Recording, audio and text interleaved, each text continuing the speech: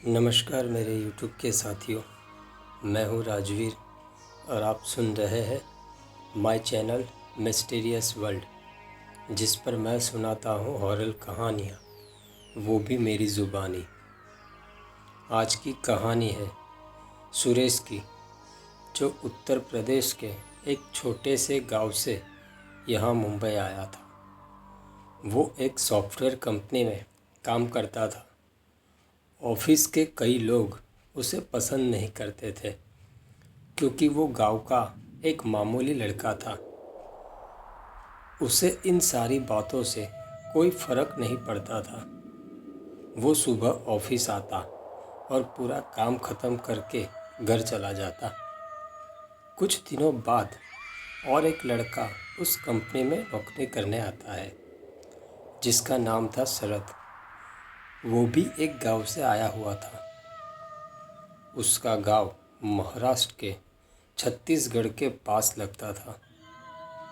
छत्तीसगढ़ से शरद के गांव तक जाने के लिए कोई यातायात के साधन की सुविधा नहीं थी।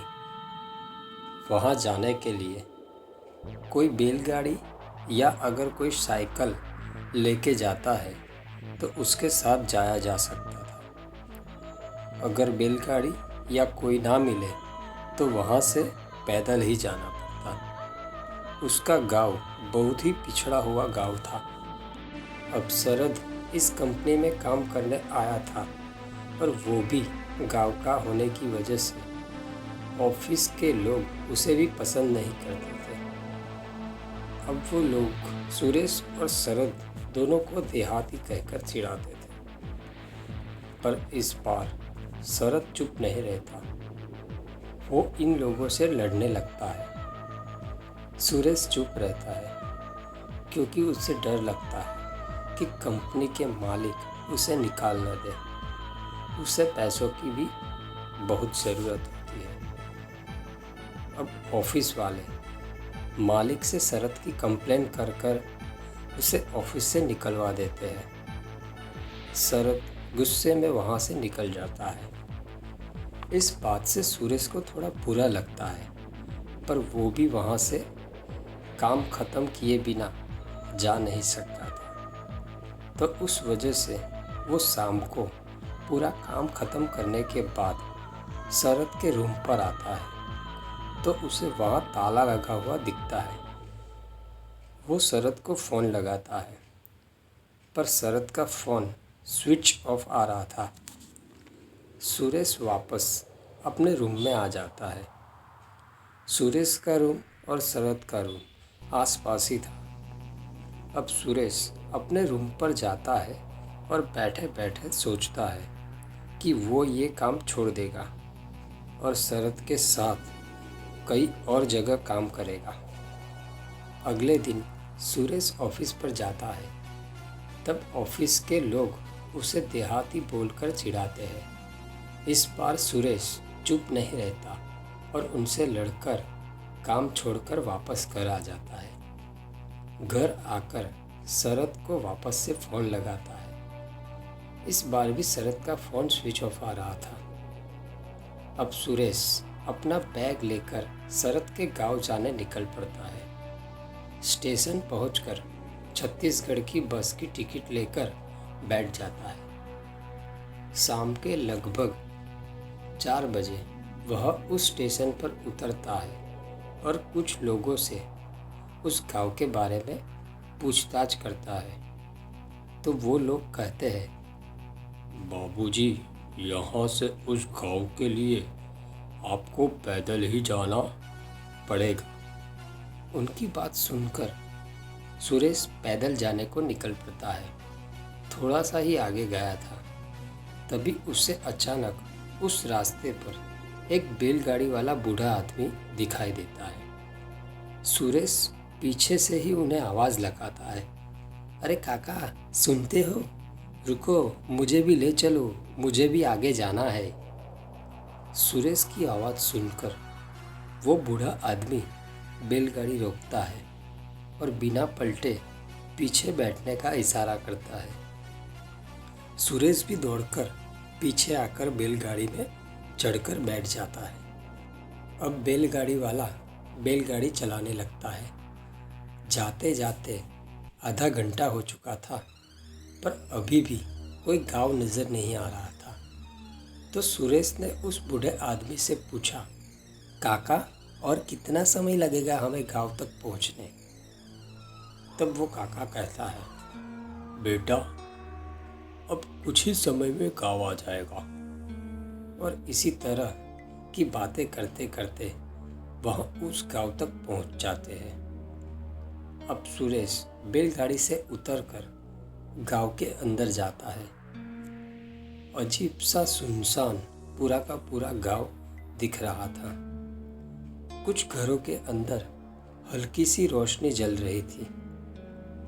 सुरेश गांव के एक घर के पास जाता है और घर का दरवाज़ा खटखटाता है।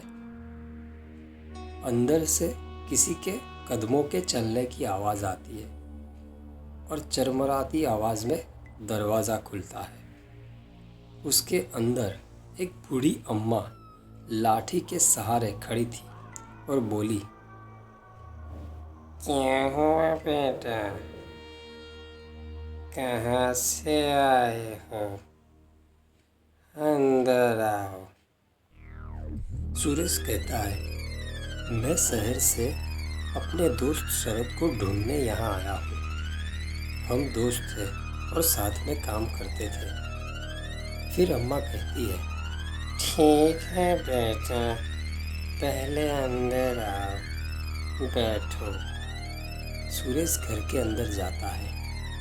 घर में अजीब सी गंध फैली थी, किसी सड़े हुए मांस की तरह, और घर में भी बस एक ही दिया जल रहा था। पूरा घर जैसे अंधेरे में लिपटा हुआ था। उसी घर के एक कोने में टूटी फूटी खटिया पर एक बूढ़ा लेटा हुआ था और अम्मा से कह रहा था, कौन है?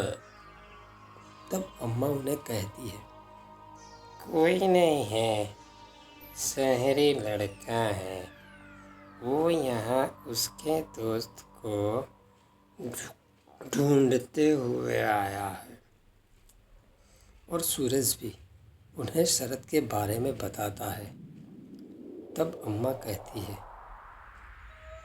अरे वो शरद, पर उसका गांव तो इस गांव से भी आगे है, और तुम रात के वक्त वहाँ नहीं जा सकते बेटा। आज रात यहीं रुक जाओ, सुबह चले जाना। सुरेश कहता है, ठीक है, और वही कोने में सो जाता है। करीब आधी रात को एक आवाज़ से सुरेश की आँख खुल जाती है।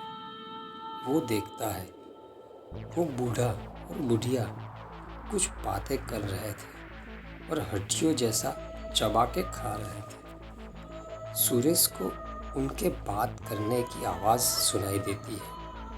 वो बात कर रहे थे, आज का खाना तो हो गया, कल इस लड़के को अपना खाना बनाएंगे।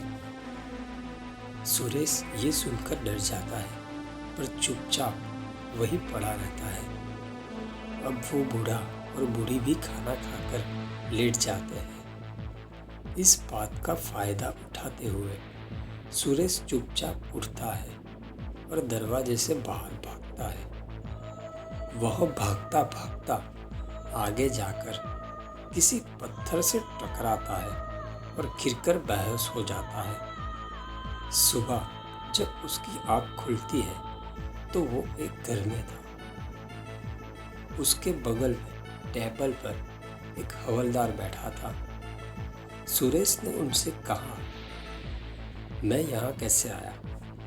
तब उस हवलदार ने कहा, वहाँ से जा रहा था तो तुम्हें मैंने वहाँ बेहोश पड़ा देखा और यहाँ ले आया, पर तुम वहाँ जंगल में क्यों गए थे? तो सुरेश पूरी बात उस हवलदार को बता देता है। वो हवलदार भी सुरेश की बात सुनकर हैरान हो जाता है और सुरेश से कहता है, अरे भाई, वहाँ कोई गांव है ही नहीं। आज से लगभग 40 साल पहले वहाँ गांव हुआ करता था, पर पूरे गांव में आग लगने की वजह से सारे लोग मर गए। पूरा गांव खंडर हो चुका था। उसे लोग शापित जगह मानते हैं और वहाँ कोई भी नहीं जाता। तुम्हारी किस्मत अच्छी थी कि तुम बच गए, वरना वहाँ जाने वाला कोई भी जिंदा नहीं लौटता। और तुमने जिसे देखा वो भी आत्माएं थी और रात में भटकती रहती है। किसी किसी को पूरा गांव नजर आता है। ये तुम्हारा नसीब था। अब सुरेश डर चुका था और शरद को ढूंढने का काम छोड़कर अपने गांव जाने के लिए निकल पड़ता है। तो दोस्तों, कैसी लगी ये कहानी? कहानी अच्छी लगी हो तो प्लीज़ चैनल को सब्सक्राइब एंड वीडियो को लाइक कर दीजिए, ताकि ऐसी ही डरावनी कहानियाँ आपके लिए लाता रहूँ। तो चलिए दोस्तों, आप सभी को जय भोलेनाथ।